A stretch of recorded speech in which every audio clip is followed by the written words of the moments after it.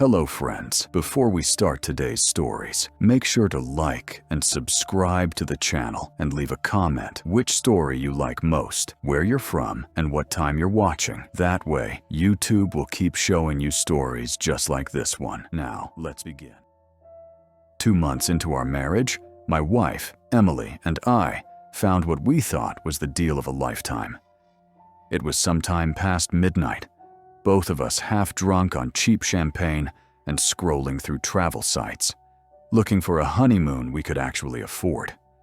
That's when we stumbled across a listing for a luxury beachfront cottage on the Gulf Coast of Florida, half the price of anywhere else on the map, and available the exact week we had off.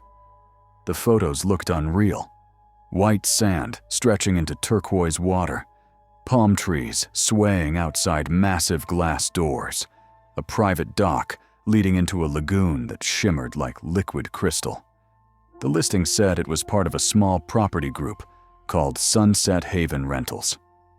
The website was basic, the logo slightly pixelated, but the reviews looked genuine. Families, honeymooners, even retirees talking about the perfect hidden gem. We were 29, broke, and still living in a one-bedroom apartment with peeling paint and a bathroom door that didn't close right. So we convinced ourselves we deserved this. Something beautiful before the real world swallowed us again. We wired the deposit that same night. Driving from Tampa Airport took longer than expected. What should have been a 2-hour trip turned into nearly 4 as the GPS kept rerouting us through narrow, unmarked roads. The further we went, the more the civilization disappeared. Gas stations gave way to swamplands, then long stretches of road bordered by pine trees and silence. "Feels like we're driving into a Dateline episode," Emily joked, filming out the window with her phone. She was smiling, but I could see the nerves underneath. When the last of our cell signal vanished, we both laughed, but it didn't feel funny. About 15 minutes later, a man named Marco, the property caretaker, called from a number that sounded foreign. His English was rough, but he said he'd meet us at a small bait shop 5 miles from the cottage. "Too confusing for strangers," he said. We found him leaning against a dusty pickup truck, smoking. He had leathery skin, sun-faded clothes, and eyes that didn't quite match the smile he gave us. He waved for us to follow him down a sand-covered road that looked barely drivable. By the time we reached the cottage, the sun was melting into the horizon. The place looked exactly like the pictures, down to the blue hammock strung between the palms and a bowl of fresh limes sitting on the counter inside. The air smelled like salt and coconut, and for a second, it really did feel like paradise. Marco handed me 2 keys on a key ring shaped like a seashell. "Main door," he said, pointing. "And this one, basement. Storage." He mimed cleaning supplies and smiled. Then, holding up 8 fingers, he said, "I come tomorrow. 8 a.m. To check, yes?" We nodded, and he drove away, his taillights fading into the dark. That first night was perfect. We grilled shrimp on the patio, drank cheap wine, danced barefoot on the deck while the ocean whispered below. It felt like a movie, one of those perfect montages where everything is golden and in slow motion. Around midnight, we went to bed in the master suite. Massive glass doors open to the ocean breeze, white curtains drifting like ghosts. I remember falling asleep to the sound of waves and Emily's breathing beside me. When I woke up, the other side of the bed was empty. The clock said 7:14 a.m. Sunlight spilled through the glass, painting the walls gold. For a second, I thought Emily had gone down to the beach early. She always said she wanted to see the sunrise over the water. I called out her name. No answer. The bathroom was empty. Her sandals were still by the bed. Her phone was still charging on the nightstand. Even her beach bag was untouched. At first, I laughed it off, thought maybe she was filming outside. But when I stepped onto the deck, the beach was empty. No footprints, just a smooth stretch of untouched sand leading to the water.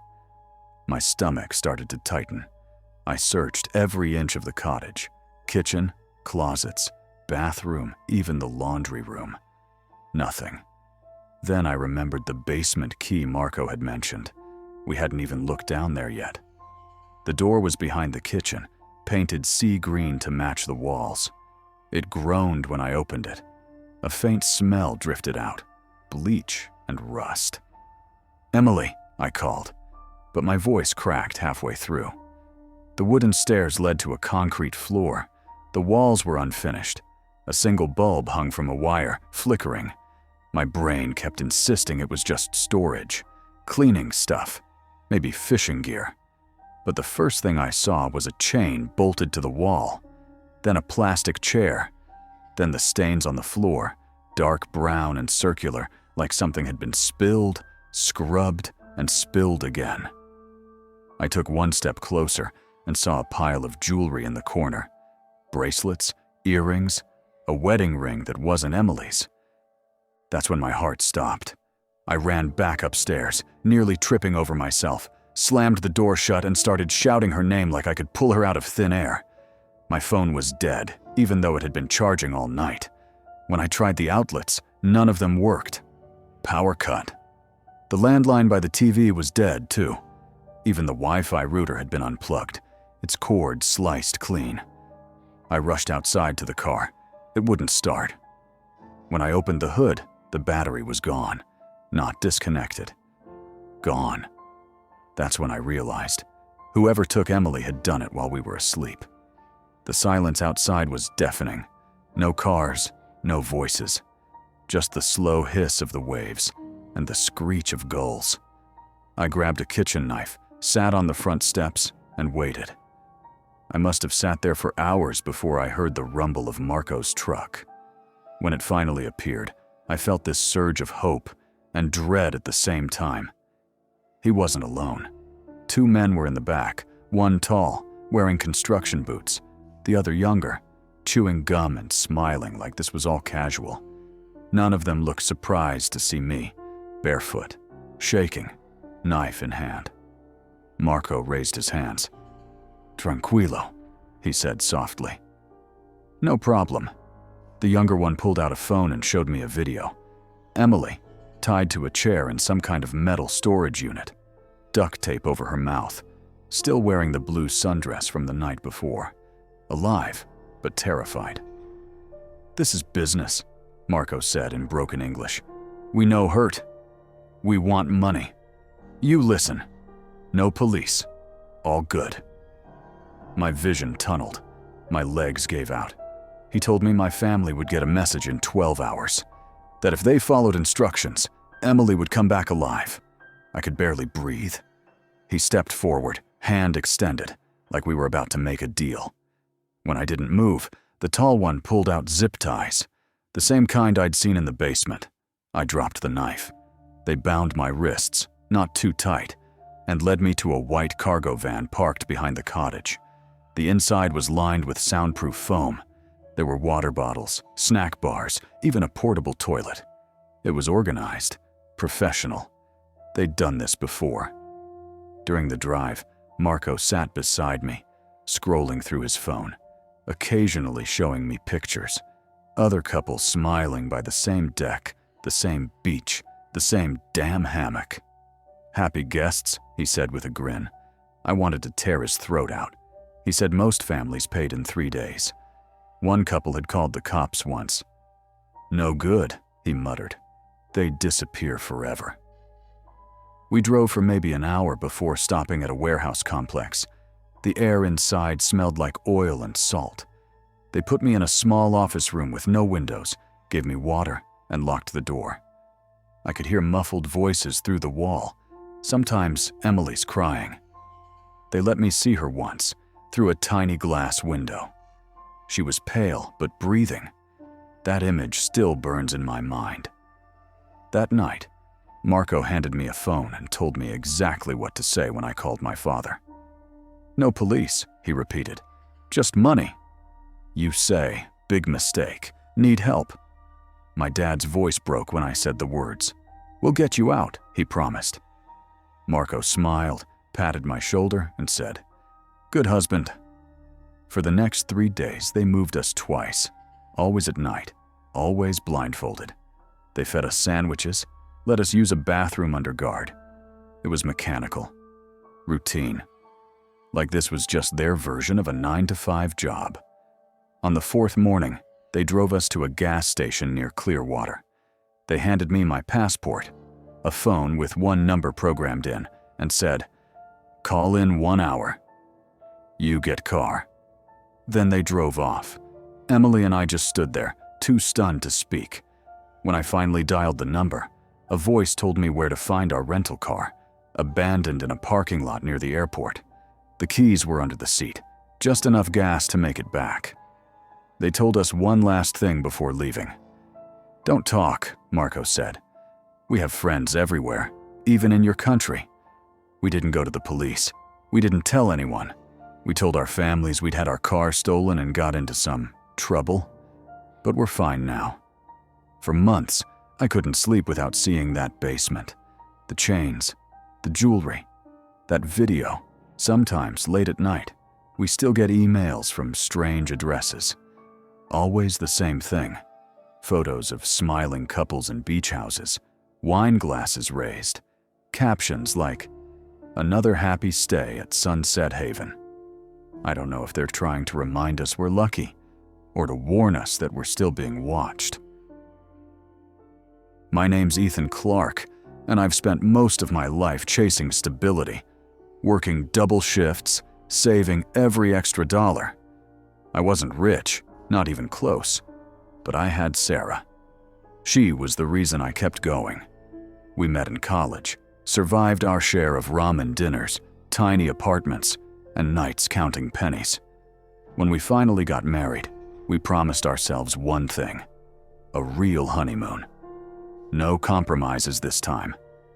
3 years of saving later, we booked a 7-day escape at a private island resort off the coast of Marathon Key, Florida, a place called Blue Eden Island.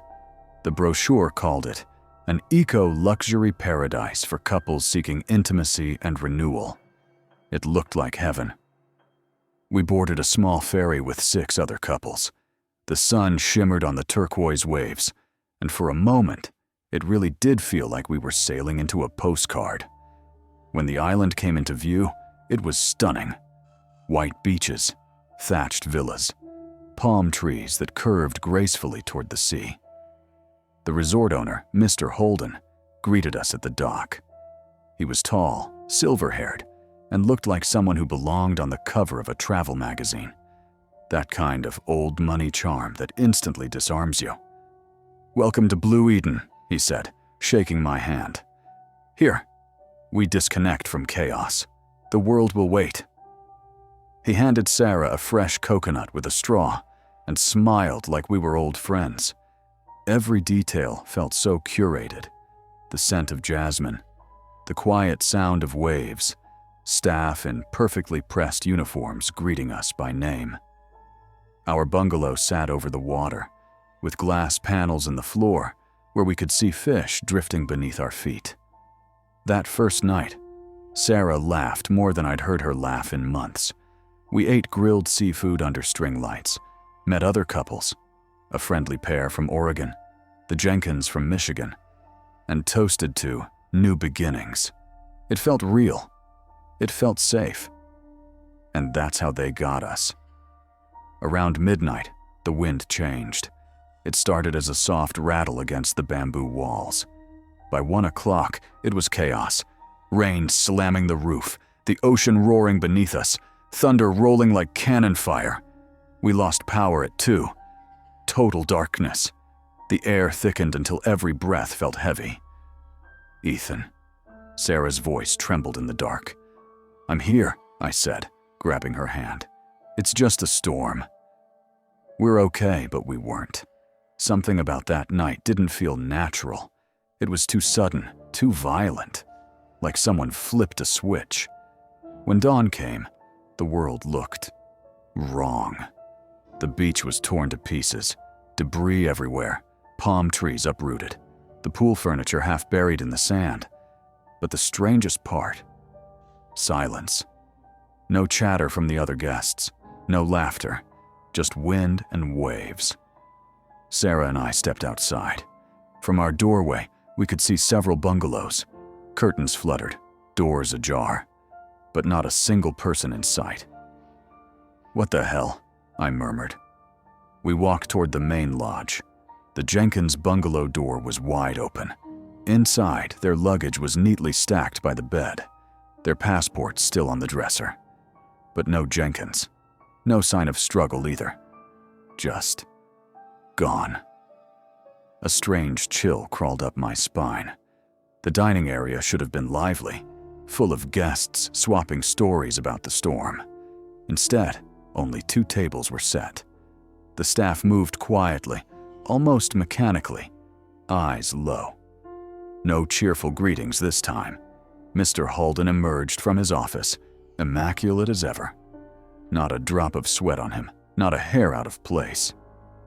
"Good morning," he said, smiling. "I'm afraid the morning ferry to the mainland has been postponed. The waves are unsafe." I glanced out the window. The ocean was calm, like glass. Sarah leaned close. "He's lying." "I know," I whispered. Across the room sat the Oregon couple. The woman looked pale, eyes darting toward the kitchen door. When one of the waiters passed, she lowered her voice. "I heard screaming last night," she whispered to Sarah. "Not from the storm. From people." Her husband's hand shook as he gripped his mug. "Stop talking," he hissed. "Please." Halden's smile flickered toward them for a moment. Polite, practiced, dangerous. Sarah and I didn't finish our food. We just wanted to leave. Back at our bungalow, something felt off. The door was locked from the inside. I knocked. No answer. "Maybe housekeeping," Sarah began. But then we heard it. Footsteps inside. Slow, deliberate. I pounded harder. "Who's in there?" After a moment, the lock clicked, and one of the staff, Luis, a weathered man with a scar down his neck, opened the door. He forced a smile. "Cleaning mix-up," he muttered in broken English. "I fix." Sorry, inside. Our belongings were moved. Sarah's jewelry box sat open. My passport was laid on the bed, photo page visible. "Why did you touch our passports?" I snapped. Luis didn't answer. He kept his gaze low, then hurried away, practically running. Sarah's hands trembled. "Ethan, I want to go. Right now." That's when I noticed something strange. Every staff member we passed wore silver medical bracelets on their wrists. Not names, just numbers. We grabbed our bags and started for the dock. That's when the scream came. High-pitched, terrified. It came from the pool area. We sprinted toward it and found the Oregon woman standing near the bar, shaking. "My husband, he went to the storage shed. 10 minutes ago. He didn't come out." The shed door was now padlocked. A dark puddle spread beneath it, too thick to be water. Mr. Halden appeared, calm as ever, flanked by 2 muscular staffers. "Please, miss," he said, voice gentle. "Your husband had a minor accident. He's being treated at our medical center on the other side of the island." Sarah's voice cut through the air. "There is no medical center." Halden smiled politely. "Private facility, for emergencies only." The woman screamed again, demanding to see her husband. Halden's smile never faltered as he motioned to his men. They guided her away, still shouting, her voice growing smaller as she disappeared behind the bungalows. Sarah turned to me, eyes wide. "We're next." We ran back to our bungalow to grab our things, but as we reached the path, 3 men were unloading metal coolers from a golf cart. Each one had a biohazard symbol.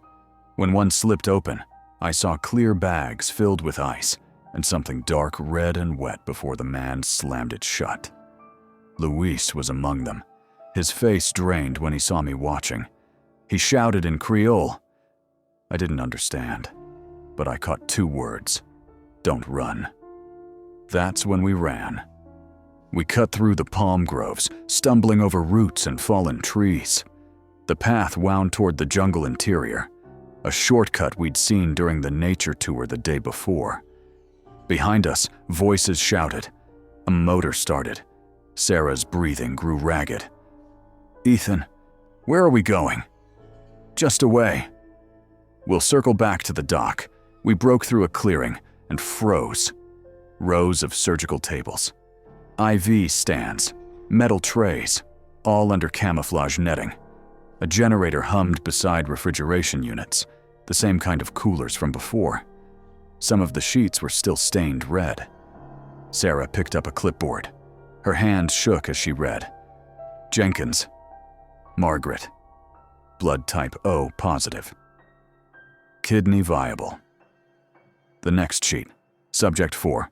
Oregon male. Liver harvested. I felt the world tilt. Then, through the trees, came Holden's voice. Calm, professional. 2 more matches confirmed. Prep extraction for the buyer. We dropped everything and ran. We broke through the last of the trees and saw the dock ahead. A large speedboat was being loaded, the same cooler stacked neatly aboard. Men in surgical scrubs moved fast, efficient. Near the dive shop, a small motorboat sat tied to the dock, probably used for supply runs. There, I said. But as we reached it, Luis stepped out from behind a stack of tanks. A syringe gleamed in his hand. Don't fight, he said softly. No pain. Get away from us, Sarah shouted. Luis took 1 step forward, and Sarah swung her beach bag hard across his face. The syringe flew, hitting the sand. He stumbled backward, crashing into the tanks with a metallic clang. We jumped into the small boat. My hands fumbled with the rope. Come on, come on! Shouts erupted behind us. Holden's voice cut through them. Stop them at any cost! The motor sputtered twice before roaring to life. We shot away from the dock as bullets slapped the water around us. Luis lay motionless behind the tanks. Holden stood at the edge of the dock, expression unreadable, watching us fade into the horizon. We drifted for nearly an hour before a fishing trawler spotted us. The crew, 3 Cuban fishermen, pulled us aboard. We were shaking, bleeding, half delirious. They didn't understand everything we said, but they understood 1 word. Policia. They radioed the Coast Guard. It took days of questioning, statements, and photographs before authorities raided Blue Eden Island. What they found made headlines. Operating tables, bags of blood, frozen organs labeled for transport, but no staff, no Holden. Everything wiped clean. Interpol later linked the resort to an international trafficking ring. Couples lured by fake honeymoon deals, their bodies harvested for black market surgery. Sarah and I testified remotely during the trials. We identified faces, documents, voices, helped shut down 2 more connected sites in Central America. But the nightmares stayed. Sometimes, even now, I wake in the dark, convinced I can hear the surf beneath the floorboards, the whisper of footsteps outside a bungalow door. Sarah and I moved inland, far from any coast, any ocean. But she still keeps a light on when we sleep. The investigators called us lucky. They said most couples who check into places like Blue Eden never check out at all. When I close my eyes, I still hear the ocean, but it doesn't sound peaceful anymore. It sounds like it's breathing, watching, waiting. My name is Nathan, and what happened to my wife and me in Florida last year was supposed to be the happiest week of our lives. It was our honeymoon. We'd been married for 3 days when we arrived at Blue Eden Villas, a small luxury resort in the Florida Keys. The website promised privacy, white sands, and clear turquoise water. A paradise designed for lovebirds. It looked perfect. The owner, Mr. Langford, greeted us at the dock as our ferry pulled in. He was in his 50s, tan, charming, and dressed in an open white shirt that made him look like he belonged in a travel brochure. "Welcome to Blue Eden," he said, smiling. "You two are our only guests this week. The whole island's yours." Melissa squeezed my hand. She was radiant, tanned from the Miami sun, laughing at every little thing. She'd always wanted somewhere isolated for our honeymoon, and I wanted that too. No phones, no interruptions, just her and me for once. Langford showed us our villa, a gorgeous beachfront cabin with a thatched roof, a private pool, and huge sliding glass doors that looked out to the sea. Inside was modern, spotless. Too spotless, maybe. Every detail was perfect. Fresh orchids, wine chilling on ice, and our initials carved into a little wooden sign that read, "Welcome, Mr. and Mrs. Hale." That night, we sat outside watching the sun melt into the ocean, the sky turning orange and violet. Melissa said softly, "Can you believe this is real?" I kissed her forehead. "It's perfect." We made a toast to forever, and for a while, I believed it. The next morning, I noticed small things that didn't quite fit, like how the pool light flickered on and off, not randomly, but in short bursts. 3 blinks, pause, 3 blinks again, almost like a signal. I shrugged it off, but then I found a little black dome in the corner of the living room ceiling. It looked like a smoke detector, except there was no red light, and a faint lens glinted when sunlight hit it. "Babe, I think that's a camera," I said, half-jokingly. Melissa laughed. "You're just paranoid. Maybe it's for security, maybe she was right." Still, I stood on a chair and looked closer. There was a small label underneath. "Property of Blue Eden Resort. Do not remove." That night, when I was lying in bed, I couldn't sleep. The air conditioning hummed softly, but underneath that hum, I thought I heard something. A faint static noise, like a radio. Then came a sound like a click, as if someone had just adjusted a microphone. On our 3rd day, Mr. Langford invited us to dinner at the main house. We walked up the path under swaying palm trees, moonlight glinting off the ocean. The main villa was older, bigger, with dark wood shutters and creeping vines. Inside, it smelled of salt and wine. Langford poured us each a glass and said, "So, how are you enjoying paradise?" Melissa smiled. "It's amazing." "You've thought of everything," he chuckled. I try to make each couple stay. Unforgettable.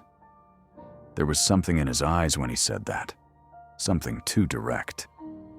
Then he introduced another man sitting by the piano, a tall, quiet figure named Evan, supposedly one of the staff. But the way he looked at Melissa, not lustful, but curious, almost like he was studying her, made my stomach turn. We ate grilled fish and fruit, and everything seemed normal enough. But when I excused myself to use the restroom, I noticed something strange. In a side room, through a half-open door, was a wall of TV monitors.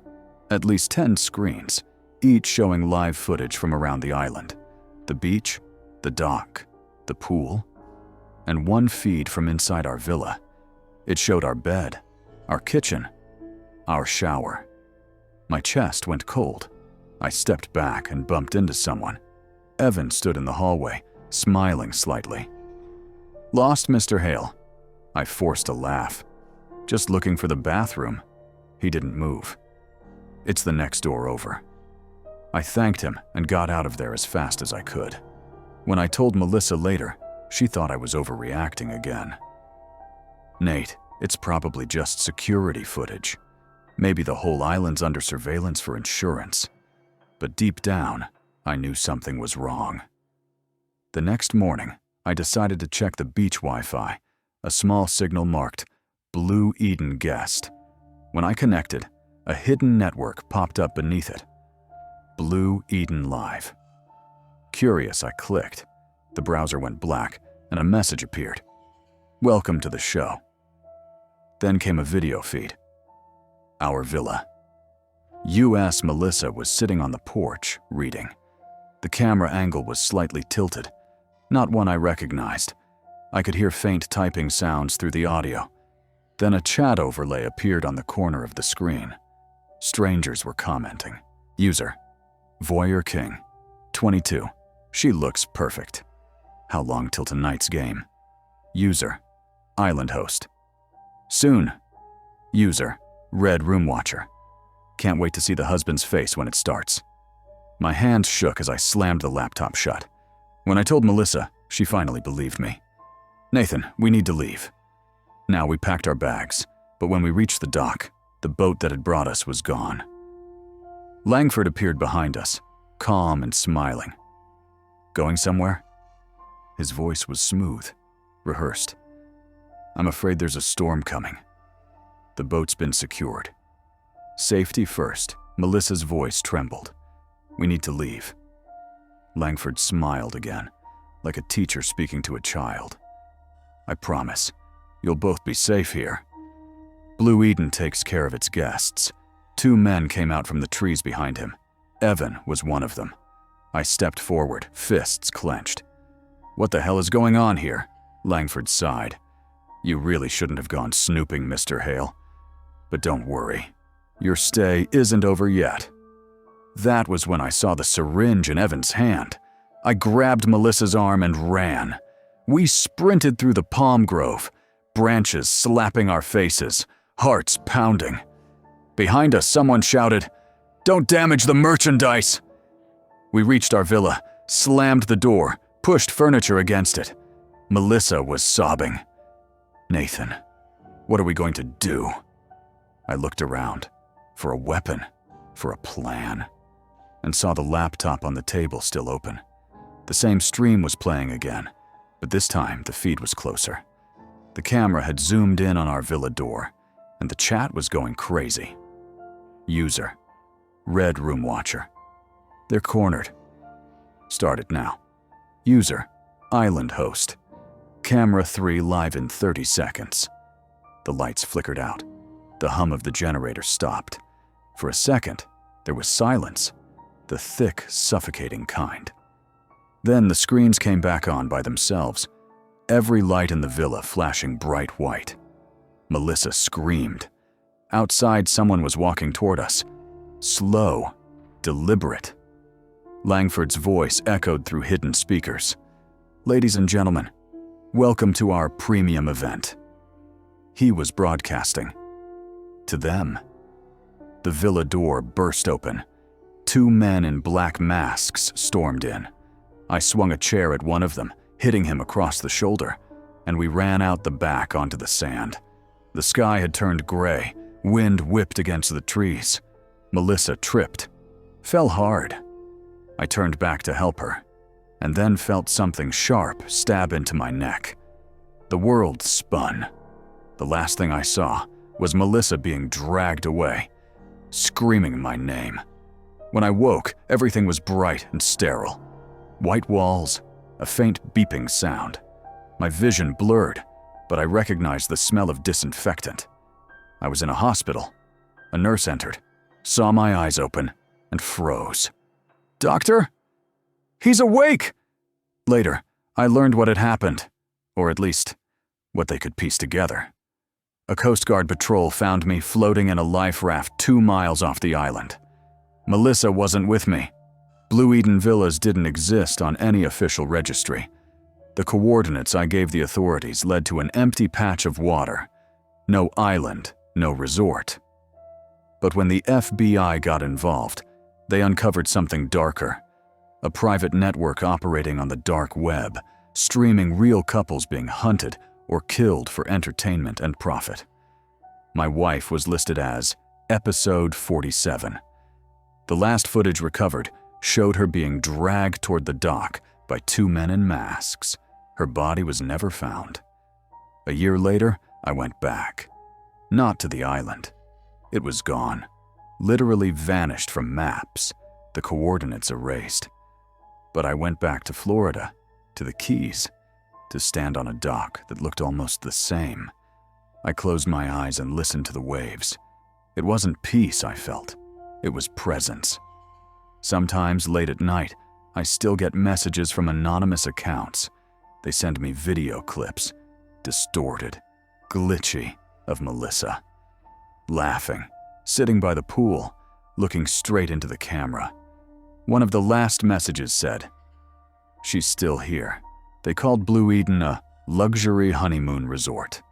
Now it's a ghost, a legend whispered on travel forums." I tell myself what happened wasn't my fault, that there was nothing I could have done. But every night, when I close my eyes, I see her sitting on that porch again, hair swaying in the wind, sun on her face. Then the camera pulls back, and I realize I'm not watching her. She's watching me. I remember the day we landed in Florida like it was yesterday. The air smelled of salt and sunscreen, the sun glaring off the ocean like liquid glass. Lena's hand squeezed mine as we stepped off the small ferry that brought us to the private resort island, a place called Blue Coral Haven. It sounded like paradise. For us, it was supposed to be the beginning of everything. We'd been married for just 2 weeks. Everything about the island screamed perfection. White sand, coral blue waves, and a villa tucked behind palm trees that swayed like they were dancing just for us. I remember Lena turning in circles on the beach, laughing as her sundress caught the breeze. "This is unreal," she said, looking back at me, "like we're the only people on Earth." I smiled. "That's the point, babe. Just you and me." The villa itself was breathtaking. Open glass walls, marble floors, and a wide deck facing the sea. The manager, a friendly older man named George, greeted us with a smile that somehow didn't reach his eyes. He wore an old-fashioned linen shirt, his skin browned from years of sun. "If you need anything, I'm always around," he said. "No one else is staying here this week. You two have the island to yourselves." Those words should have felt romantic, but for some reason, the way he said it made something crawl in the back of my mind. The first night was perfect. We opened a bottle of wine, swam in the private pool under the moonlight, and danced barefoot on the deck until the tide came in. The air smelled like coconut oil and salt water. I thought, this is what happiness looks like. But happiness has a way of vanishing before you realize it's gone. The next morning, Lena woke me with a nervous laugh. "Ryan, you're not gonna believe this." She was standing by the mirror in the bedroom, holding a folded piece of paper. It was a printed photo, grainy, black and white, showing the two of us in the pool last night. My stomach dropped. "Where did you get that?" "It was just under the door," she said quietly. I took it from her. The picture wasn't from a phone. It looked like it came from a security camera. The angle was too high, too still. I looked around the room. There aren't supposed to be cameras here. We searched the villa top to bottom. At first, I told myself it was probably a mistake, maybe a prank from one of the staff. But the more I looked, the more my heartbeat turned into thunder. Behind the bathroom vent, I found a small lens, a hidden camera. There was another in the smoke detector above the bed. When I pulled it out, wires dangled like veins. Lena covered her mouth. "Ryan, who would do this?" I didn't have an answer. I just knew one thing. Someone was watching us. We went straight to George. He stood behind the front desk, polishing a pair of sunglasses, looking way too calm when I told him what we found. "There must be some misunderstanding," he said. "We don't have cameras inside guest villas. Maybe you're mistaken." "Do I look mistaken?" I said, holding up the small black device. His smile never changed. "Let me look into it. I'll send maintenance to check it out." But no one came. That night, Lena couldn't sleep. Every creak in the villa made her flinch. I stayed awake beside her, staring at the ceiling, wondering if we were still being watched. At around 2 a.m., I heard a faint buzz, like interference, coming from the wall outlet near the TV. I followed the sound and pulled the TV away. Behind it, there was another camera, this one linked to a small black box with a blinking red light. It wasn't just surveillance, it was transmitting. By morning, we were ready to leave. I packed everything, while Lena stood by the window, staring at the sea that had suddenly stopped looking beautiful. When we reached the dock, the ferry wasn't there. George stood by the edge of the pier, smiling faintly. The morning ferry's out for repairs. Should be back by sunset, something inside me snapped. That's bullshit, I said. You're gonna get us off this island right now. He didn't answer, just turned and walked toward the staff cabins. Lena grabbed my arm. Ryan, what's happening? I don't know, I said, staring at the horizon. But we're not safe here. We decided to search the rest of the island for another boat, or maybe a radio. As we followed the trail past the resort's edge, the paradise started to rot around the edges. There were broken signs half buried in sand, and the remains of old cabins hidden behind thick palms, their doors sealed with rusted chains. Then we saw the cameras, dozens of them, mounted in trees, half covered by vines, some pointing toward the beach, others toward the villas. Wasn't a resort. It was a goddamn movie set. We stumbled across a small shack near the forest edge. The door creaked open when I pushed it. Inside, it smelled like damp wood and sweat. There was a table covered in monitors, all showing different camera feeds, every villa on the island, every room, every shower. And on one of the screens, us, a live feed, time-stamped, showing our villa's bedroom. Lana gasped. Oh my God! There was movement on another screen, a live chat box filled with lines of text scrolling too fast to read. People are watching us, I said. My voice felt far away. They've been streaming us? Lena started crying. We have to go. Now I found a small door at the back of the shack that led underground to a storage tunnel filled with cables, old cameras, and a faint humming generator. At the far end was a locked metal door. I kicked it open. Inside, there were boxes filled with memory cards, each labeled with dates and names. Dozens of them. Some of the names had red lines through them. One of the boxes read, Ryan and Lena. Active. I don't remember grabbing her hand. I just remember running. The path twisted through the forest, the air thick and heavy. I kept hearing something. Not footsteps exactly, but soft static, like a radio signal chasing us through the trees. When we reached the beach, the sun was setting, blood orange across the horizon. The ferry was still gone. I turned and saw George standing near the tree line. His calm expression was gone now. His face was blank, robotic. Behind him, I noticed two other men. They weren't staff. They wore black shirts, no logos, and earpieces that glinted in the fading light. Lena screamed. I pulled her toward the water. We didn't think. We just ran, straight into the ocean. The current was stronger than I expected.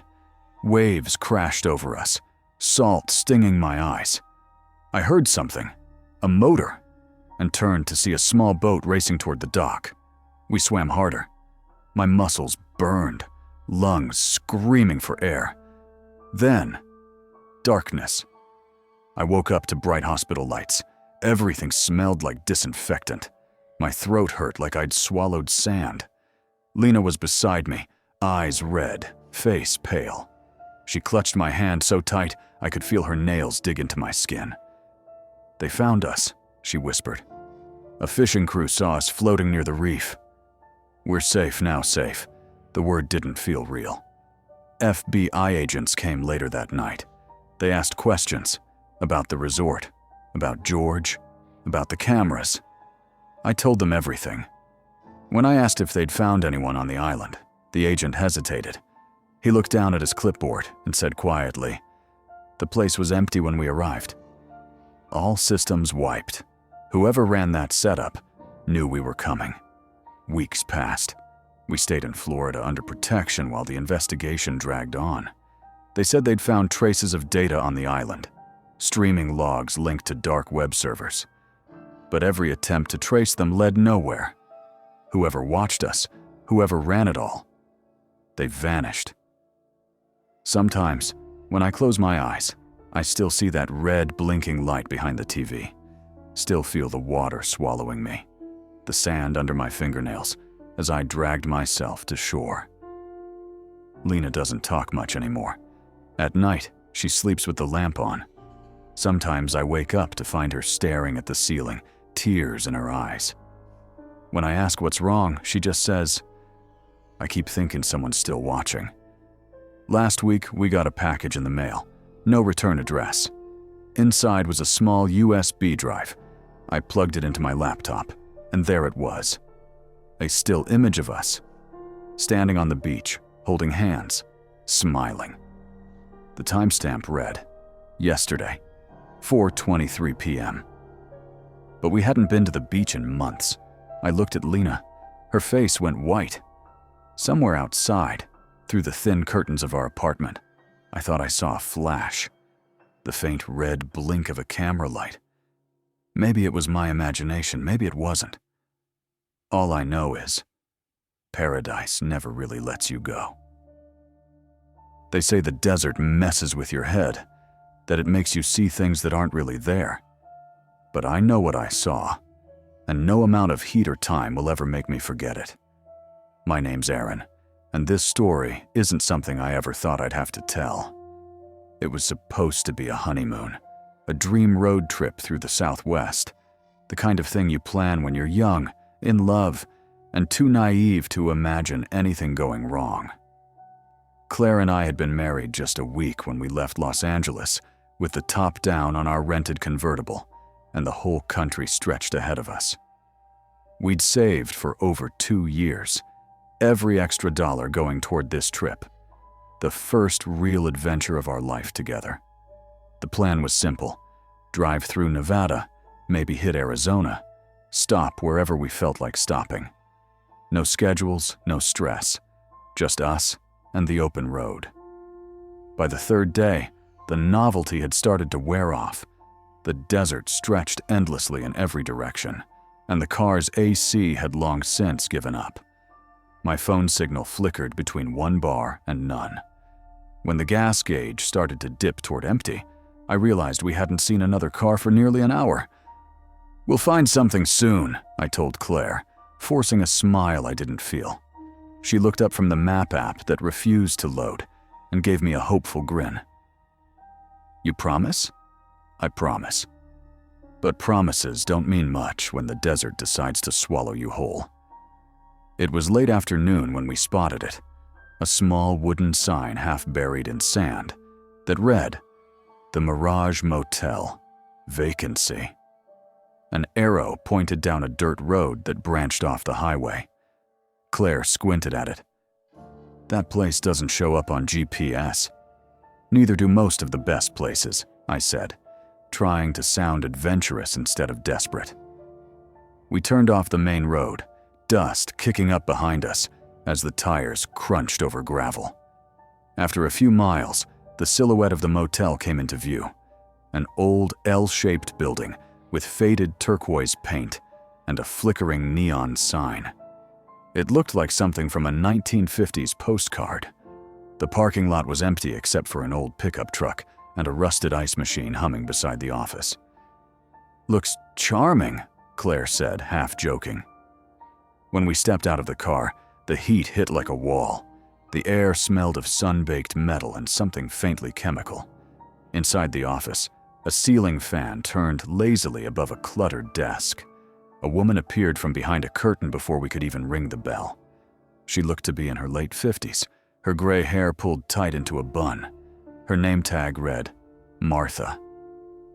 "Well, aren't you two a sight for sore eyes?" she said, her voice thick with an accent I couldn't place. "Honeymooners, I bet." Claire laughed. That obvious? Martha's eyes glinted. I can always tell. She slid a massive guest book toward me. We don't get many visitors these days, since they built that new highway. You're lucky to have found us. Her smile stayed too long, the kind that's warm for a second, then starts to feel rehearsed. As I filled in our names, I noticed the pages were filled with the same few signatures, repeated again and again, in slightly different handwriting. Your husband will get the bags, dear, Martha said to Claire. My son can help. That's when I noticed the man standing in the doorway behind her. Broad shoulders, heavy beard, eyes too still. He said nothing, just nodded once. This is Dean, Martha said. He helps me run things around here. Dean took our luggage without asking and walked down the narrow hallway that smelled faintly of bleach and smoke. Our room was at the very end. The key was an actual brass skeleton key with a tag that read, Room 6. Inside, the decor was straight out of a time capsule. Dark wood furniture, a floral bedspread, a tube TV. No phone, no clock, no sign of Wi-Fi. Claire sat on the edge of the bed, sighing. At least it's clean. Cleanish, I said, trying to shake off the weirdness prickling at the back of my neck. Before we could settle, Martha appeared again, hands clasped. Dinner's at 7 sharp in the main house. You'll join us, won't you? My daughter makes the best roast chicken in the county. I started to politely decline. We had snacks. We were tired. But the way she stared at me, eyes flat and expectant, made my throat tighten. Sure, I said finally. Dinner sounds great. Her smile snapped back into place. Lovely. See you soon. The dining room was attached to the main house, a long wooden table with only 2 chairs set, lit by candles though the sun hadn't fully set. The daughter, Abby, was maybe 20. Thin, blonde, eyes darting nervously toward the kitchen door every few seconds. Dean stood near the back wall, arms crossed, watching. Martha sat at the head of the table and talked non-stop about the motel's history, her late husband, the good days when tourists came through. I barely listened. Something about her voice set my teeth on edge. Claire smiled politely, trying to be kind. This food is incredible, she said. It's Abby's recipe, Martha replied, not taking her eyes off me. Family secrets keep people close. When I lifted my glass of water, I noticed it smelled faintly like chlorine. I hesitated, then set it down. Halfway through dinner, my head started to ache. The room seemed to tilt, just slightly. Claire blinked at me, her smile faltering. Do you feel weird? She whispered. Before I could answer, the floor slid out from under me. When I woke up, everything was wrong. The bed was gone. The floral wallpaper replaced by concrete walls. My wrists were tied. The only light came from a single bulb hanging from a wire above. My throat was dry as sandpaper. Claire. No answer. I tried to stand, but my legs were too heavy. There was a door, steel, with a slot at the bottom. I shouted until my voice cracked. No one came. Time lost all meaning. The air stank of rust and mold. Sometimes I heard footsteps, a man's voice, speaking softly in Spanish. Once, laughter. They'd slide bottled water and crackers under the door. The labels on the bottles were blank. Every time I drank, I felt dizzy, drugged again. Once, I found a message scratched into the wall beside me. Don't drink. The next time I woke up, I was in the back of a van. Hands zip-tied, mouth taped. Through the small rear window, I could see desert stretching endlessly behind us. 2 men sat in the front, talking in Spanish about deliveries and numbers. I tried to stay awake, count turns, remember anything, but the drug in my veins kept pulling me under. When the van slowed suddenly, I heard shouting outside, then gunfire, tires screeched. A voice yelled, "State police! Don't move!" The back doors were yanked open, and sunlight exploded in my eyes. 2 officers stood there, weapons drawn, looking just as shocked as I felt. They cut the zip ties, pulled the tape from my mouth. "Are you hurt?" "Are there others?" one asked. "Claire," I managed to croak. "My wife." "They took her." They found her hours later. She was half a mile away, hiding behind a pile of old tires near a derelict gas station, shaking, barefoot, but alive. They took us to a hospital in Reno, where the FBI agents showed up the next morning. Turns out, the Mirage Motel had been on their radar for months, a known front for a trafficking operation that targeted tourists and drifters. When authorities returned to the site, the motel was gone. Not destroyed, just gone. The sign, the buildings, everything had been stripped down overnight. The foundation's still there, but nothing else. Claire and I went home after that, but home didn't feel the same. We stopped sleeping through the night. We couldn't drive long distances anymore, and every time I close my eyes, I still see Martha's smile, that frozen, perfect smile that never reached her eyes. They called it luck that we survived, but it doesn't feel like luck. It feels like we walked out of a place that shouldn't exist. A mirage made real just long enough to trap whoever was foolish enough to believe it was safe. Sometimes, when the wind howls outside our apartment window, I can almost hear that neon sign buzzing again. And I wonder if the Mirage Motel is still out there somewhere, waiting for the next couple who runs out of gas in the Nevada heat and takes a wrong turn off the highway. They call it the loneliest road in America. Highway 50, a long, empty scar cutting through Nevada's endless desert. Miles of nothing. No signal. No sound. Just you, the wind, and the feeling that someone's watching. My name's Emily Carter. A week ago, I was a newlywed. Now, I'm not sure what I am anymore. We'd left Reno that morning. Just me and Daniel, my husband. It was supposed to be the last leg of our honeymoon, a road trip across the desert before heading home to California. He said he wanted one more adventure before reality came crashing back. The air was golden, the sky cloudless. It looked like freedom. It felt like forever. By late afternoon, the sun was bleeding into the horizon. Orange dust shimmered across the road as our car hummed through the silence.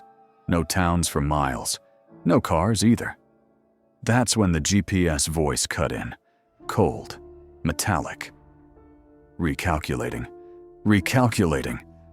Then, the screen went black. The car shuddered. A low, grinding noise filled the air. Daniel frowned, killing the radio. "Probably sand in the filter," he said. But his voice didn't sound sure. A few seconds later, the steering wheel jerked in his hands. The car sputtered. Then, died. The sudden silence felt heavier than the desert itself. Daniel tried the ignition again. Nothing. I checked my phone. No bars. Not even a flicker of signal. The wind hissed through the cracked window like a whisper. The kind that sounds like a voice if you listen too long. We were stranded. Daniel popped the hood, pretending he knew what to do. I stood outside, the desert sun slipping away, shadows stretching long and thin across the sand. When the headlights of a vehicle appeared in the distance, relief rushed through me so fast I almost cried. It was a truck. Old, massive, coughing black smoke into the dusk. It slowed beside us, rumbling like a beast that hadn't eaten in days. The driver's door creaked open. He climbed down slow. Boots first. Then jeans stained with grease. Then a face that didn't belong to any era I knew. Sunburned, cracked, and tired in a way that looked permanent. He smiled. But it wasn't the kind of smile you return. "Need a hand?" he asked, His voice was deep, gravel mixed with molasses. Daniel nodded, grateful. Yeah, man. Car just died on us. Think it overheated? The man walked closer. He didn't look at Daniel. He looked at me, eyes pale blue, almost colorless, the kind that don't blink much. You're lucky I came by, he said. Nobody drives this stretch after sundown. His name, he said, was Roy. Been hauling cargo across the state for 30 years. Said he knew every inch of this highway. Roy bent over the hood, humming something tuneless, a song that didn't sound human. Daniel hovered beside him, trying to help. Roy didn't need help. He just kept glancing at me between each turn of the wrench. There was something in that look, not lust exactly, more like curiosity, like he was remembering something. After a few failed starts, Roy straightened up. Alternator's gone, he said, wiping his hands on his jeans. Won't be running till morning. Daniel sighed. So what do we do? Roy grinned. You follow me to my place. Got a little cabin few miles up. Warmth, coffee, maybe a phone that still works if the wind's right. I felt my stomach twist. There was something in his tone, something wrong. Daniel hesitated, but the cold was creeping in fast. The sun was gone. So we said yes. Roy hooked up a chain between our car and his truck. The sound of metal grinding against metal echoed through the desert like screams. As he towed us deeper into the night, I watched the desert vanish behind us, swallowed by blackness. The headlights cut through dust and wind. Occasionally, I saw Roy's reflection in his rearview mirror, and each time, I swear he was smiling. After what felt like forever, we turned off the highway onto a dirt path. No signs, no lights, just sand, stone, and silence. At the end of that road stood a cabin, small, crooked, lit only by a single bulb that flickered like it was dying too. Roy stepped out and waved us over. Home, sweet home, he said. The way he said home made my skin crawl. Inside, it smelled of gasoline and old wood. A single table, 2 chairs, a bed that looked like it had been slept in by ghosts. Roy lit a lantern, the shadows stretching across the walls like black veins. Make yourselves comfortable, he said. Gonna fix you some food. Cold nights like this'll freeze your bones. Daniel tried to stay polite. I couldn't move. My eyes were drawn to the photos pinned to the wall, old Polaroids, faded from time. Each one showed a couple, smiling beside cars, on dusty roads. Every single one of them had the same background, that highway. Highway 50. Roy noticed me staring. He smiled again. Met a lot of travelers here over the years, he said. Some folks never made it far. Desert does that to people. He turned away, still talking. Had one woman tell me she could hear voices in the wind. Said they called her name all night. Next morning, she was gone. Just tracks leading out into the dunes. I swallowed hard. Daniel didn't hear him. He was checking his phone again, desperate for a bar of signal. Nothing. Roy poured something into mugs. Whiskey, he said, to keep warm. Daniel took his without thinking. I hesitated. He stared until I drank. It burned going down. Then everything blurred. I remember falling, the lantern spinning, shadows twisting on the walls. Roy's voice deep and soft. Desert takes what it wants. Don't fight it. Then, nothing. I woke to darkness, cold air biting my skin. The cabin was silent, empty. Daniel was gone. The door was open, banging softly in the wind. Outside, sand, stars, and the faint glow of headlights far away. I stumbled toward them, barefoot, my breath ragged. But there was nothing. No truck. No tracks. Just emptiness. They found me the next morning, wandering down the middle of Highway 50. A highway patrol officer stopped when he saw me covered in dust, whispering Daniel's name. Search teams came, drones, dogs, helicopters. They found our car, abandoned near the road. Keys still in the ignition. No sign of the cabin. No tire marks. No prints. It was like the desert swallowed everything whole. A month later, the police called. Said they'd found something strange. A wedding ring buried in sand, miles from where the car broke down. Daniel's ring. They never found him. Not a trace. But I still get letters sometimes. No return address. No handwriting I recognize. Just postcards of empty desert roads, and 2 words printed on the back. Still waiting. It's been a year. I don't drive anymore. I don't even look at maps. Because sometimes, when I close my eyes, I can still hear the GPS voice whispering in the dark. Recalculating. And I know it's trying to lead me back there.